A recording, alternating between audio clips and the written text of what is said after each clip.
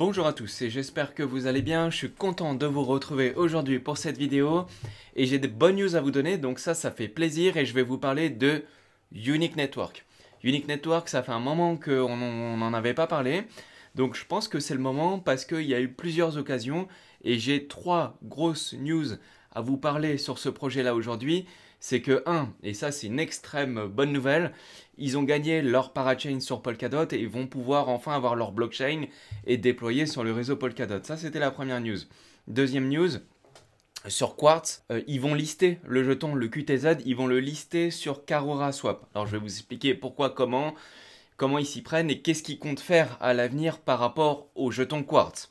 Et ensuite, je vais vous présenter la mise à jour qu'ils ont fait sur le market, donc sur leur marketplace de Unique Network.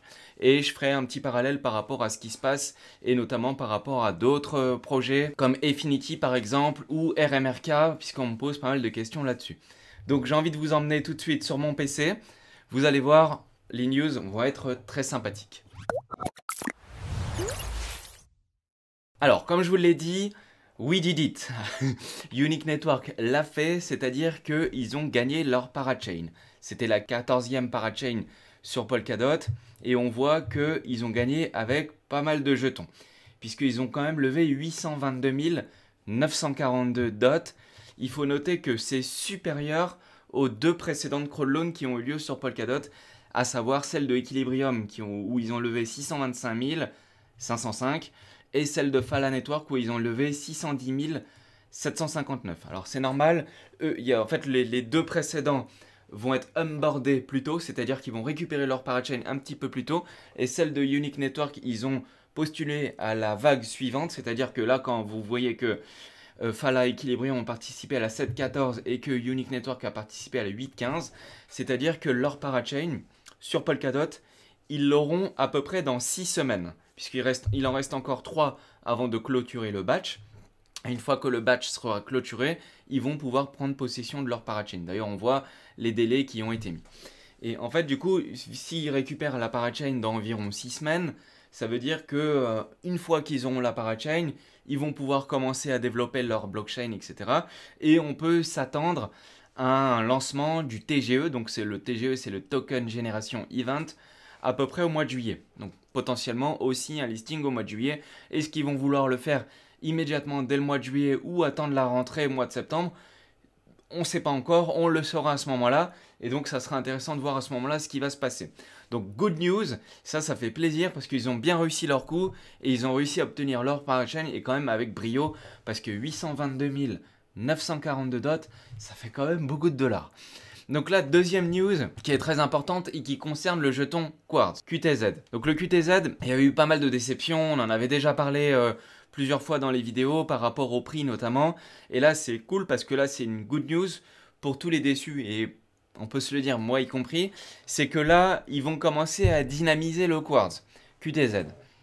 Donc quand je dis dynamiser, ça veut dire qu'ils vont le lister dans d'autres endroits. Notez qu'en ce moment, au moment où je vous parle, il est listé uniquement sur MEXC.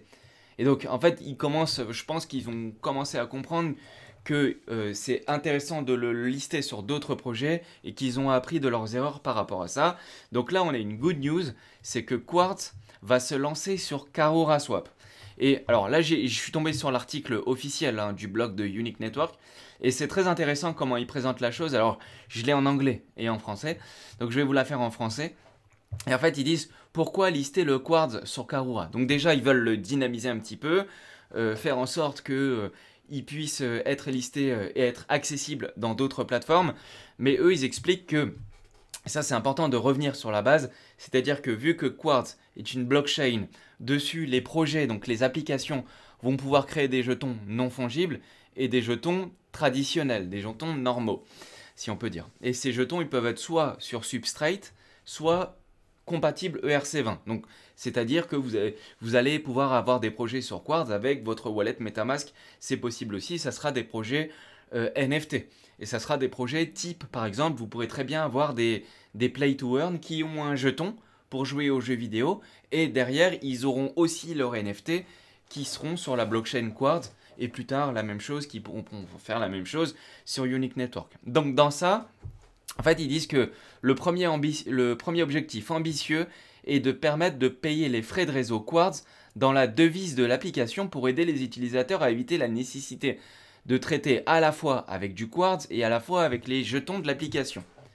Ok, qu'est-ce que ça veut dire? Ça veut dire que si vous jouez à un jeu vidéo, n'importe lequel, un play to earn, n'importe lequel, vous allez acheter le token du jeu, forcément, mais ce jeu-là, lui, pour pouvoir fonctionner sur la blockchain Quartz, il va avoir besoin de payer les frais en Quartz. Donc le truc, c'est que eux, ce qu'ils ont fait, c'est que pour éviter ça à l'utilisateur final, donc au joueur du jeu vidéo, lui, le joueur du jeu vidéo, il va venir jouer à son jeu Play to Earn, mais ils s'en fichent et ils sont contre-fiches de Quartz et du jeton QTZ. Et en fait, ce qu'ils disent, c'est que pour jouer au jeu vidéo, lui, vous aurez sur le jeu en question, alors c'est un jeu, mais ça peut être un projet NFT ou plein d'autres types de choses hein, sur Quartz. C'est lié au NFT. Et du coup, vous voulez jouer à ce jeu-là, bah, vous allez acheter le jeton du projet. Et une fois que vous aurez acheté le jeton du projet, bah, en fait, c'est tout. Vous n'aurez pas besoin d'acheter du Quartz pour payer les frais de réseau de la blockchain Quartz. Ça va se payer directement en frais, enfin avec le token du jeu. Et en fait, si vous voulez, le token du jeu, lui, il va pas dire aux gens de pouvoir de garder des quartz dans son wallet pour payer les frais de transaction comme ça se fait sur d'autres blockchains. Par exemple, si vous avez un jeu vidéo sur Polygon, sur la BSC ou sur Ethereum, eh ben, à chaque fois que vous validez une transaction dans le jeu, eh ben, vous devez avoir des jetons natifs de la blockchain pour valider la transaction. Ça veut dire que non seulement pour jouer au jeu, vous devez avoir le token du jeu, mais en plus, vous devez avoir le token de la blockchain native. Par exemple, sur Polygon, et là il y a plein de jeux sur Polygon, il y a plein de jeux où vous devez avoir le jeton du jeu pour faire les actions dans le jeu, mais pour valider la transaction, vous devez aussi payer les frais de réseau en Matic, par exemple. Et c'est valable sur la BSC ou sur d'autres blockchains. Là, sur Quartz, il n'y aura pas besoin de ça. Si vous avez le jeton du jeu, ça suffira. C'est ce qu'ils sont en train de dire. Et pourquoi? Parce qu'en fait, il y a des modèles économiques qui sont différents.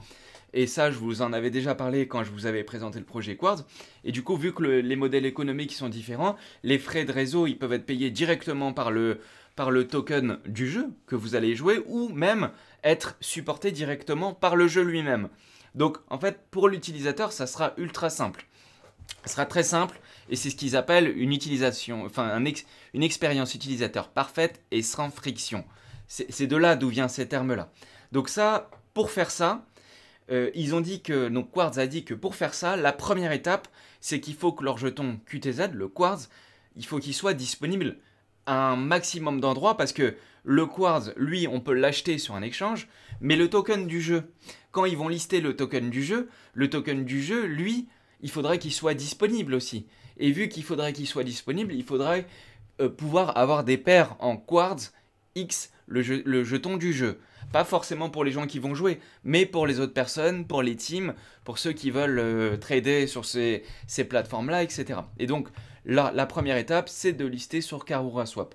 Mais il y a bien écrit comme une première étape. Ça veut dire qu'on peut s'attendre potentiellement à plein d'autres listings de Quartz dans d'autres endroits différents.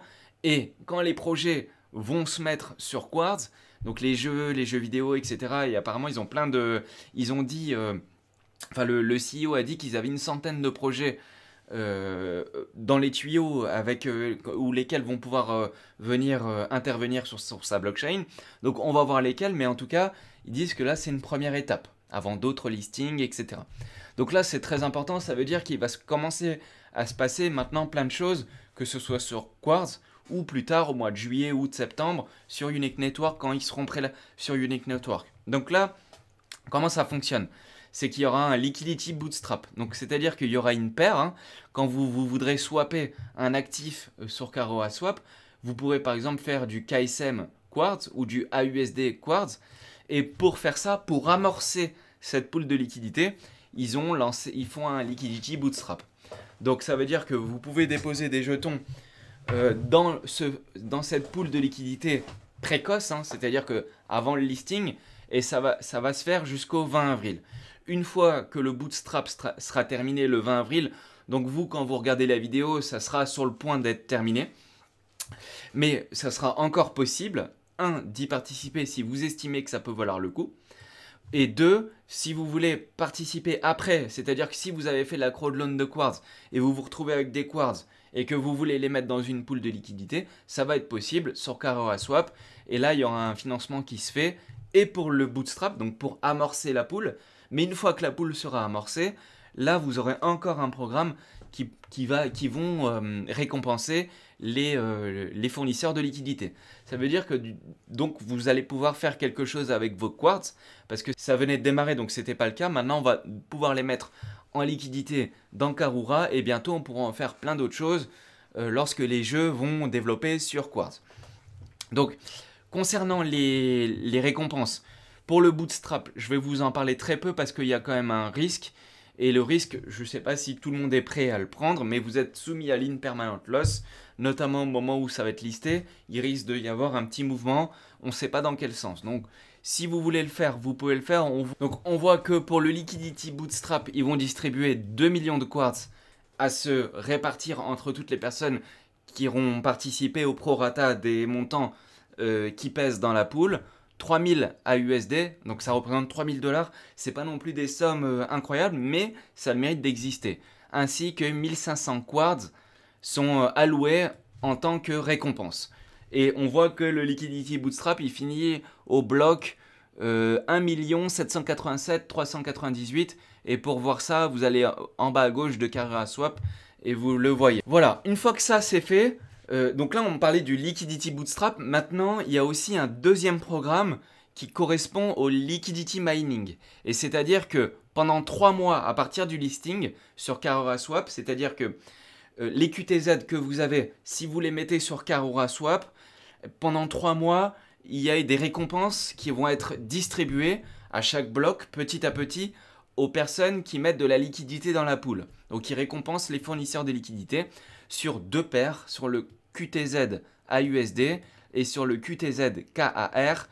Et on voit que là, ils distribuent 3000 AUSD sur 3 mois et 1 million de quartz pour le quartz AUSD et 1500 KAR et 1 million de quartz pour la pool QTZ KAR. Voilà, après vous voyez si ça vous intéresse ou si ça vous intéresse pas, mais au moins ça a le mérite d'exister et c'est un moyen de gagner des tokens. Alors attention, on est soumis à l'impermanent loss, ça veut dire que s'il y a des gros volumes d'achat, que vous êtes sur la pool QTZ AUSD, il y a des gros volumes d'achat en QTZ, et ben vous allez avoir moins de QTZ, et s'il y a des gros volumes de vente de QTZ, et ben vous allez avoir plus de QTZ. Donc l'impermanent loss dans le système de AMMDEX, elle est toujours en votre défaveur. Il faut savoir que ça existe, donc il y a un risque, et le risque c'est l'impermanent loss. Troisième et dernière news, c'est qu'ils ont mis à jour le Unique Marketplace. Donc là, c'est cool parce que, en fait, il y a des nouvelles fonctionnalités qu'il n'y avait pas avant. C'est-à-dire que maintenant, et avant c'était très sommaire, et donc là, ils l'ont développé, ils ont amélioré plein de choses, et on voit que maintenant, il peut y avoir un système de vente aux enchères. C'est-à-dire qu'on peut vendre ou acheter des NFT sur la plateforme Unique avec le système d'enchères, un peu comme ce qui se fait sur OpenSea. On voit qu'ils ont amélioré le scan des adresses. On peut voir que par exemple le l'owner, on voit l'adresse de l'owner, c'est-à-dire l'adresse du propriétaire du NFT, et on peut voir ce qu'il a comme NFT, etc. On peut voir plus de choses, et donc ça c'est une amélioration, et franchement ça fonctionne bien, et c'est aussi un petit peu plus joli. Alors il y a beaucoup de gens qui critiquent ça, moi je trouve que ça fonctionne super bien, je suis souvent dessus, enfin perso j'adore. Alors je veux faire une précision par rapport au marketplace, parce qu'il y a plein de gens dans la communauté qui pensent que la seule valeur du projet Unique Network c'est la marketplace. Ça c'est faux, c'est faux, triple faux. Donc la marketplace en fait c'est une vitrine. C'est une vitrine parce que, rappelez-vous, je vous avais dit, donc je vous ai expliqué un petit peu avant qu'est-ce qu'on va pouvoir faire sur Quartz, etc. Mais en plus de ce que je viens de vous expliquer avant, c'est que la marketplace, en fait, c'est une vitrine. C'est-à-dire que cette marketplace-là, elle va pouvoir être mise entre les mains d'un projet qui va vouloir développer.